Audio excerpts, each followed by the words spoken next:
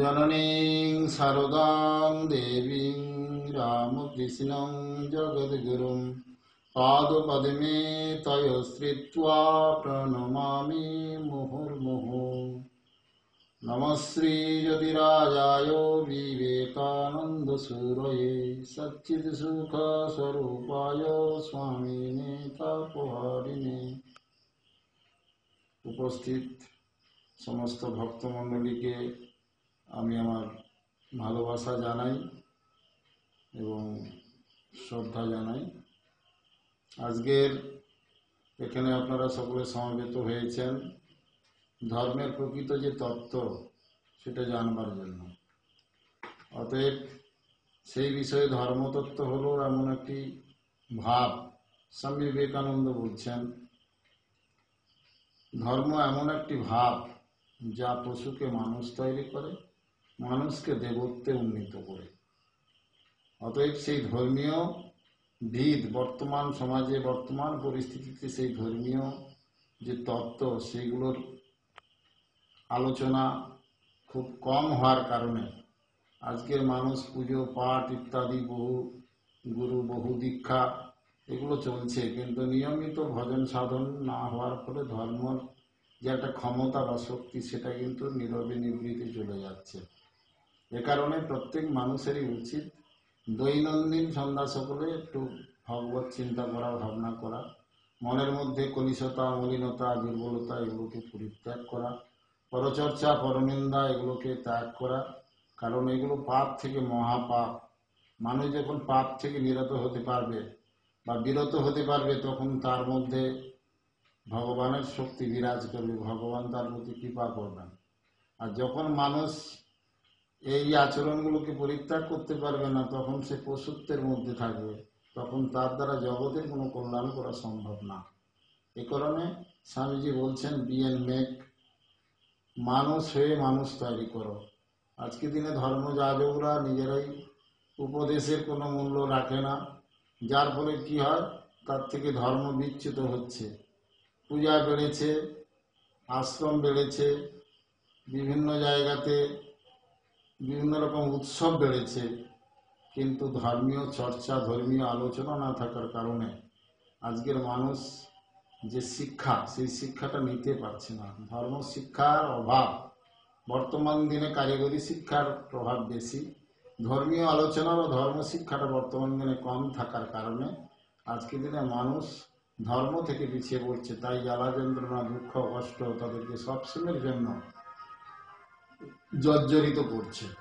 এ কারণে যেন প্রতিটি মানুষের উচিত যে নিজেদের ভুল নিজেদের দোষ নিজেদের ত্রুটিগুলো খুঁজে বের করে সেগুলোকে ঠিক করে নিয়ে ঈশ্বরের পথ সঠিকভাবে ধরে সরলভাবে আর পবিত্র মন নিয়ে এগিয়ে যেতে পারলে দেখা যাবে যে ধর্মের যে প্রকৃত রহস্য বা প্রকৃত তত্ত্ব তারা ভেদ করতে পারবে।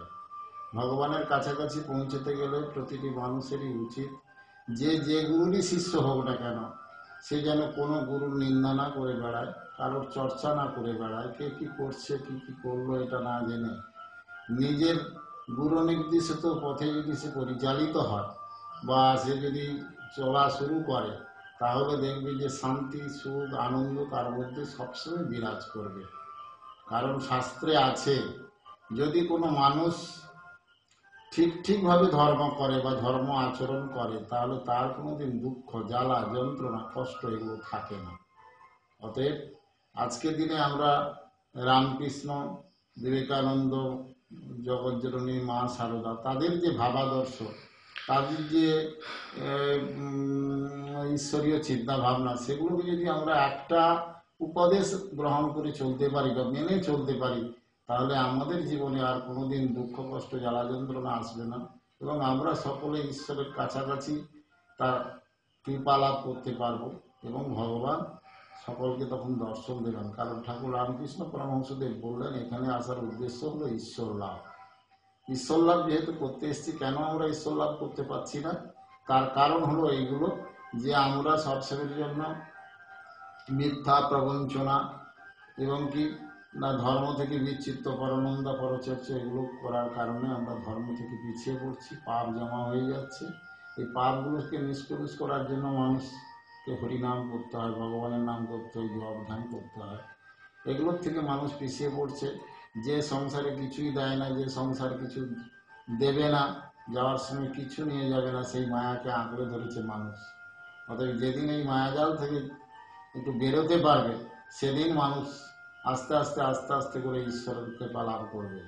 কারণ সংসারটা এমন একটি জায়গা যেখানে সং মানে আনন্দ, সার মানে ঈশ্বর। যিনি সব আনন্দের মধ্যে থেকে ঈশ্বরকে ধরে রেখেছেন, তিনি প্রেরিত সংসার করছেন। আর যিনি সব কিছু বাদ দিয়ে শুধু মায়ার জন্য, ছেলে মেয়ে স্ত্রী পুত্র পরিবারের জন্য শুধু খেটে যাচ্ছেন, করে যাচ্ছেন, গাড়ি বাড়ি করে যাচ্ছেন, পৃথিবীতে সে কিছুই নিয়ে যেতে পারবে না, সব এখানে রেখে যেতে হবে। অর্থাৎ মুক্তি পেতে গেলে পরে আস্তে আস্তে ঈশ্বরের দিকে ধাবিত হতে হবে এবং ঈশ্বরের পথ ধরে রাখতে হবে। ধর্ম এমন একটি ভাব যে সে পথ যদি ধরে রাখে তাহলে তার সব কিছু উদ্দেশ্য সফল হবে, সিদ্ধ হবে।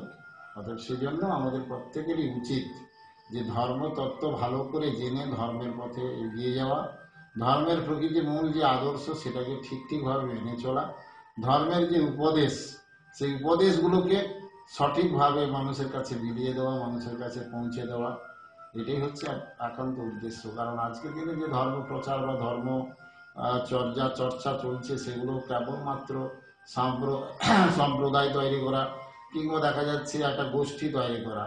গোষ্ঠী কিংবা সম্প্রদায়ের দ্বারা কোনোদিন ধর্মীয় কল্যাণের উন্নতি সাধন হয় না।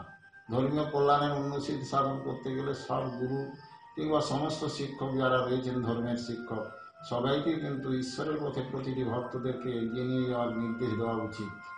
আর যদি একে অপরের নিন্দা করে বেড়ায়, তখন কি হয়, প্রত্যেকের মধ্যে ধর্মচ্যুত হয়ে যায় মানুষ।